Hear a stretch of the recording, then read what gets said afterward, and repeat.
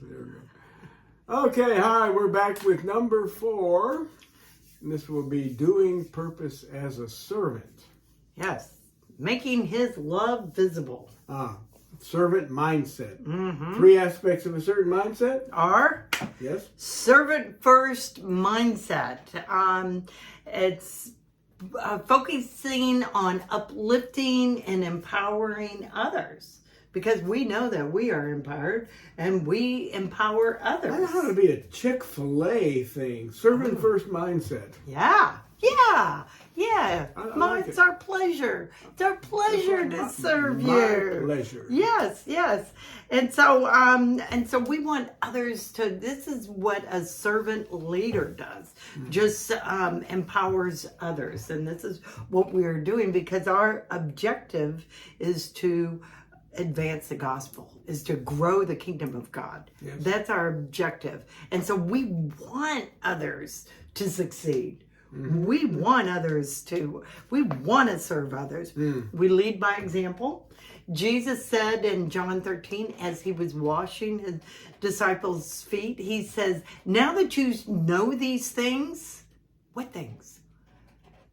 As you know that you are to serve, as I have set this example before you, do them. He's saying, now that you've seen me do this, now that you've seen me serve you, you do it. And then we value others. So Jesus emptied himself of his, not completely, but he was fully divine and fully human. He was God and came to this earth and was born in a manger. That's and so that's our example of being humble. If he was able to be so humble as he walked on this earth. Well, not only that, but what amazes me when they would say, can you not do this? He would say, don't you know I have power to command 1,000 angels? Yeah. I mean, he didn't use that power. Right. He was capable of it, capable and he of had it using, within him. He could do whatever he wanted Yes. to, but he didn't do that. Right. He went through life as a person. Right. Dependent on the Father to do healings and all of that. And when his mom asked him to make the water into wine, he could have done it just like that, but he said, now's not the time. He did it, but he said, now's not the time. I mean, he was able to be controlled in his part of righteousness was obeying his mother. Yeah. Right? Yeah. Right. Right. So how do we serve like Jesus? So we do it sacrificially. The Son of Man came not to be served, but to serve and to give his life for a ransom. That's why he came. He came to give his life. He came to sacrifice his life. That's why he came here. And so we seek to give him glory. I love this statement. You can serve people without loving them, but you cannot love people without serving them. That's pretty good. That's pretty good. To tell you the truth, I don't know where it came I don't from. see a attribution. Yeah, No. but maybe you thought of it. Maybe. Yeah. Maybe. If it's yours, I'm sorry. Sorry. I'm sorry. Okay. Paul said, to the weak, I become weak. And to win the weak, I have become all things to all people, so that by all possible means I may save some. His overriding desire, the desire of his heart, was to advance the gospel, was to bring others into a relationship with Jesus Christ, was to disciple other people. That was his modus operandus. Yes, most of what he said. Yeah. And so the measure of his greatness, whoever wants to become great among you must be your servant. And so Jesus, he's not going to waste anything in your life, nothing at all. He's going to use all the junk, and we talked about this before. And He was going to use it, all the junk, all the good stuff, all the bad stuff. What? Well, the Gary Larson cartoon of the Native Americans sitting around holding up something. He says, "I don't know what this is, but it's the only part of the buffalo we don't use." So I can imagine God saying, "Well, we use it all." Use it all. That's right. Use it all. Yeah. And so we're going to look for opportunities to help others get to their destination. Okay, I want to talk a little bit about discipleship made simple. This and the next section are just different ways of looking at it. And so, if when you consider discipleship and making disciples, it gets real complicated. You got to do this, that, you got to teach them this. Well, it gets real complicated. So there are some simple things that are foundational. One is developing a deep relationship with God. That's number one. Without that, nothing else works. And even if it seems to, Jesus put a little phrase in the Gospel of Matthew where someone has done a lot of work for God, and then comes to Jesus later, and Jesus would say, "I never knew you." In other words, the person said, "Well, I did discipling. I made disciples, and I did this, and I worked hard, and I served." And Jesus said, "You weren't doing it for me. I never knew you." So the fundamental is to develop a deep relationship with God. Yes, yeah. The second thing is to develop a deep relationship with other believers and others, to get into the area, and this is deep relationship, this is connection, this is bringing people into your life and getting into their life. We are made, we're part of a body, we're made to love one another. That's another fundamental. Without that, nothing else works. How could you say you love God and hate your brother? So the third is then you just work to make disciples who make disciples. With those two pieces, those two foundations, then you can go on to the third part, and then he will send you to make disciples. I think this is so good because it talks about, your relationship with Christ is the most important The fundamental. thing. And the way to do that is we have the presencing book is to teach you. Well, this is a plug. This is an unashamed plug about the presencing book. Presencing practice workbook. Yes, and because when you're doing the work of ministry, you can get so caught up in doing the work that you forget. I mean, I've been there. You work so hard in the ministry and for the ministry that you forget. And that's why people get burnt out, because they're not doing the first thing first. They're not making their priority their relationship with Christ first and foremost. And that's what has to be done. This is part of a proverb. Build your house on a rock. Yeah. Jesus is the rock. Right. Even David said, "The Lord my rock and my redeemer." Right. It's the rock. He was quoting Moses in Deuteronomy 30 or 32. He was quoting Moses. So the rock has been there all along. All along. You Yeah. bet. Okay, well, now we thought, discipling, we could make up all kinds of methods, but I'm thinking there are 4 simple ways of looking at Jesus' way of doing it. And so just simply, you could look at the way it proceeded with him. The first section is called Come and See. People came to him to see what he was doing. Jesus was a rabbi. There were rabbis all over Israel at the time. Rabbis are not Pharisees. Rabbis are not Sadducees. Rabbis are not scribes, teachers of the law. They're wandering ministers. Jesus was a wandering minister in the tradition of all the others, and they had disciples. because at different parts of the gospel, the Romans say, what about that troublemaker that led those people to rebellion and stuff? That rabbi, they thought he was another one of those, basically. So they would come to him and see. When Philip said, hey, come and see, I think I found the Messiah. And Nathanael said, where's he from? He's from Nazareth. It's like, that is across the tracks. Nazareth. Can anything good come out of Nazareth? We've been there. Actually, we've been there. Yeah, and probably, we can see. Probably I agree with them. Yeah. But anyway, but it's like Philip said, well, why don't you just come and see? People do that all the time. They would come to him and want to be his disciples. So they would come and see.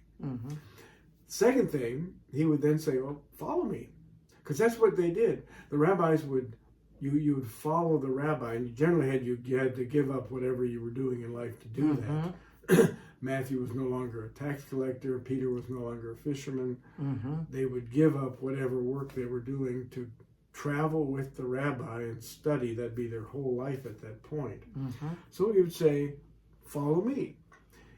He didn't say, believe in me. He said, follow me. And he meant to be a disciples to learn. So we often think that it's salvation first, it's believing first, and then you go on sanctification. But actually, this is kind of the opposite. This is kind of like learning first and then believing. And that's what happened with the disciples. They were with him and then they believed. And he said, well, further, I will make you fishers of men. So, and he did. I mean, throughout the years they were with him, he slowly worked into them what they needed to do to be fishers of men. That was one of his objectives. Primary objective was, I'll make you fishers of men. I'm going to make you disciples who make disciples. That's what he was saying right there. So the next thing he did was to give them a trial run. They were going about with him, and he was doing miracles, and he was feeding the 5,000. And so at one point he said, okay, now I'm sending you out 2 by 2, and you have to trust me. You have not to take money or sandals, etc., etc., and you will do what I've been doing. And at that point, this was showtime for those people. This was not the Great Commission. He said, just go to the house of Israel, first of all, and say what I'm saying, preach the kingdom, and do all these things. And that's what they did. That was their learning process. And then they would come back and tell him how it went. So those are the 4 things that Jesus did to prepare the disciples, such that at the end of this, he could say, now, go and make disciples of all nations. And they did. They did what he told them to do. They absolutely because he had equipped them. And we, our hope is that you are gathering the knowledge that when Jesus called these disciples, that he's calling you too. He is calling you.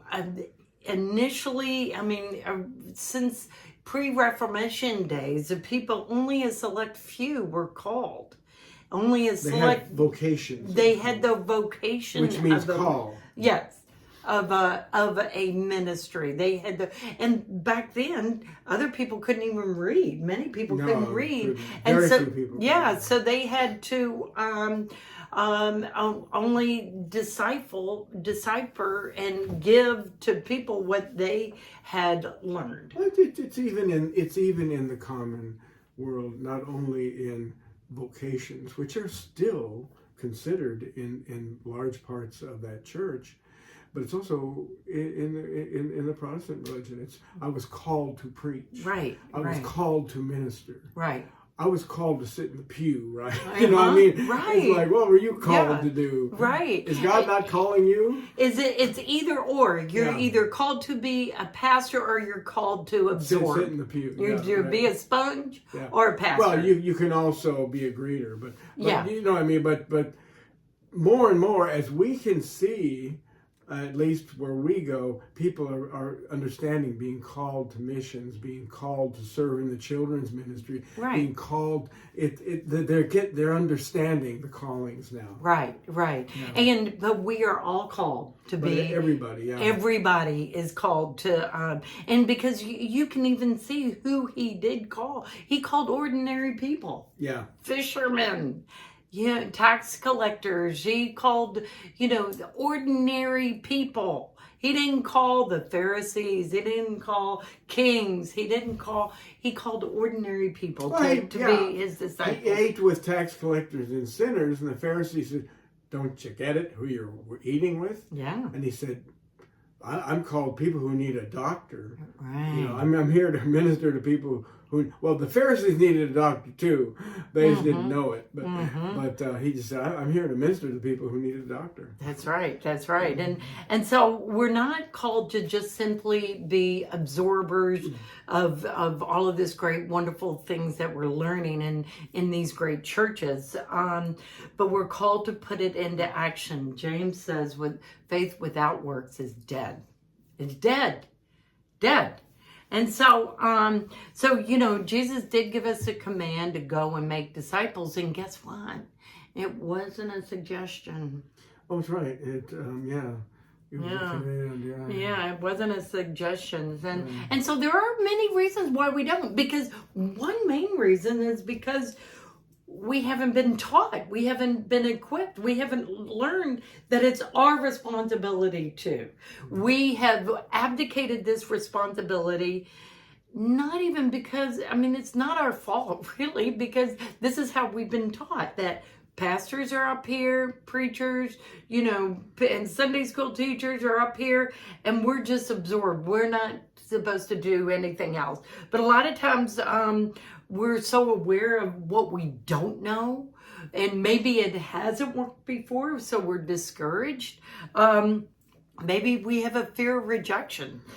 We feel unqualified or untrained, and it takes too much time. Maybe we're lazy. Ooh. Ouch. And so,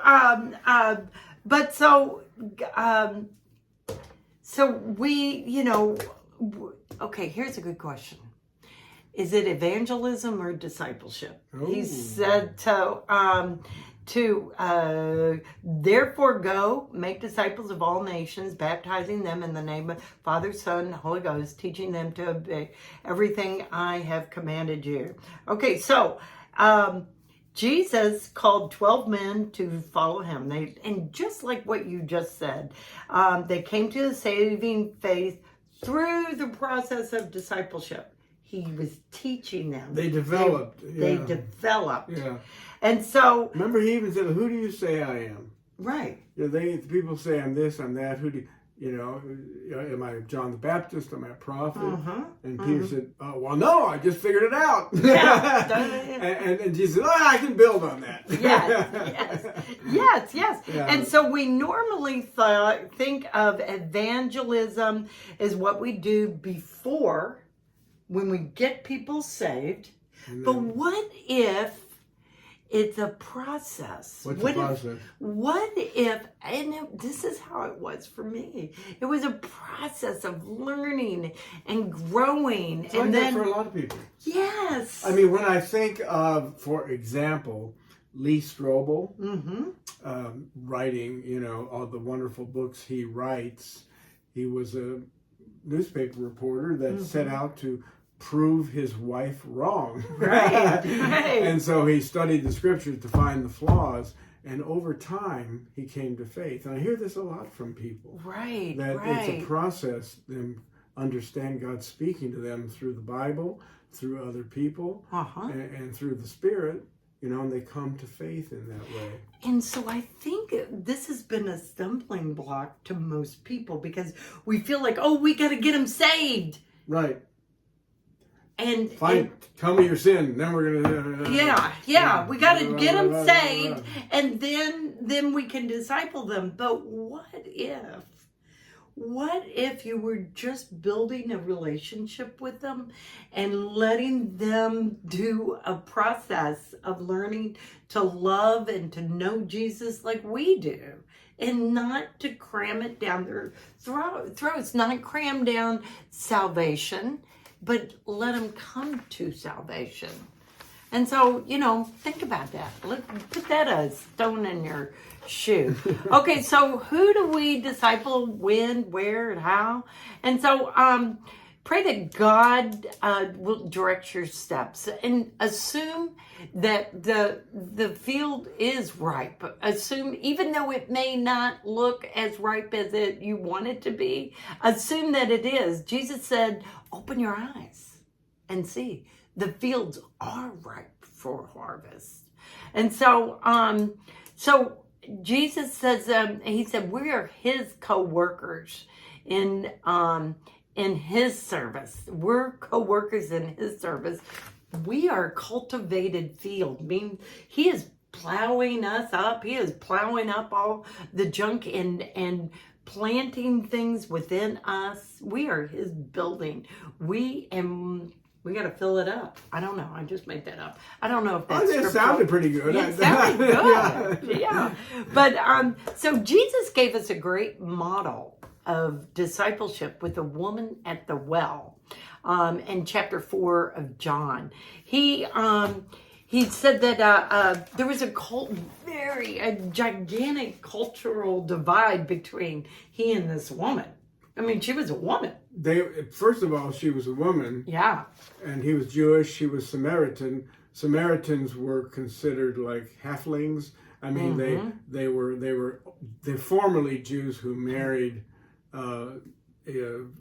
Gentile women, basically, and the whole area was just not Jewish, shall we say, and such that the Jews, when they traveled from where Jesus lived in Capernaum and that area around the Sea of Galilee, would not pass through Samaria. Right. They would go around near the Jordan Yes. and loop around and then go up to Jerusalem. Uh-huh. But he was passing right through.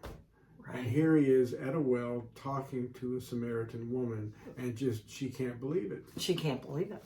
And so that's why there's the parable of the Good Samaritan, because he didn't think God. He said, how could this priest, pass through, this Levite pass through, and then this Samaritan who was like...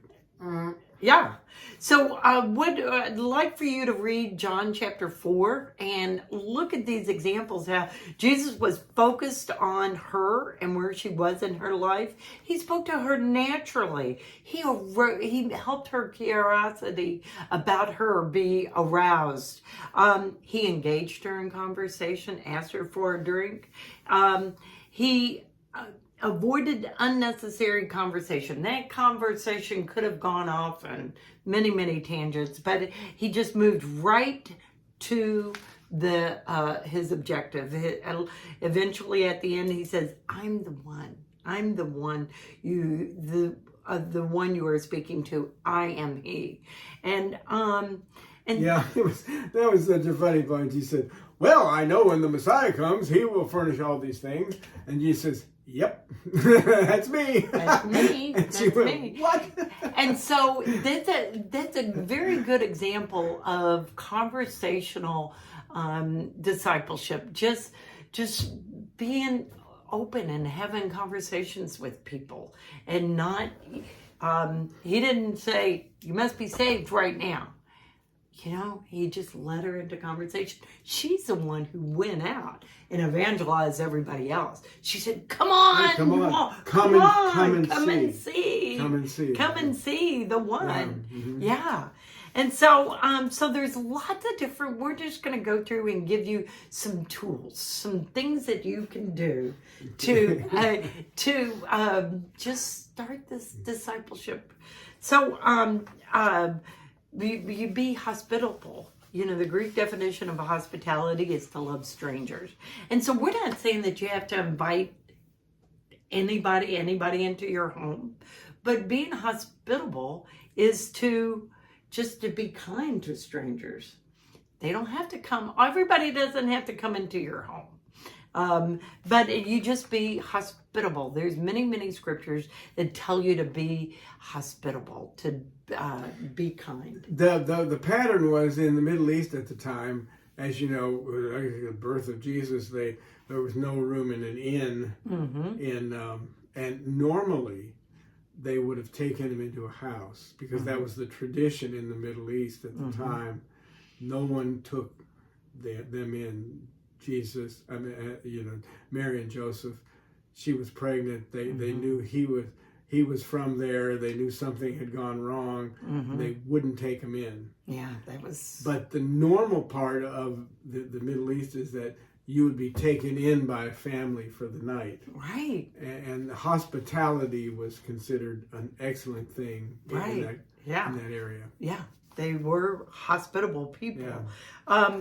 You build relationships. You just be there. You talk to new people, open and available. You celebrate birthdays, but you say and anniversaries, talk with parents and at other events, and get to know people and ask questions. Dale Carnegie said the way to become a great conversationalist is never to talk about yourself. It's to talk to other people about themselves. So you say, well, I'm an introvert. I'm scared to talk to people. Okay, so write notes, text people, do things. You don't have to, we always are looking for ways to get out of this. So what if you did things like that? Just text encouraging words, say, and meet people and say, can I send you texts occasionally? So there's a lot of different ways. So seek ways, look for ways to be a blessing. Look for ways to be a blessing to your neighbor. Cut their grass when they're gone. Help friends and relatives and neighbors. Rake leaves, shovel snow. Save the Amazon packages off their front porch. Yeah, before somebody takes them. That's right.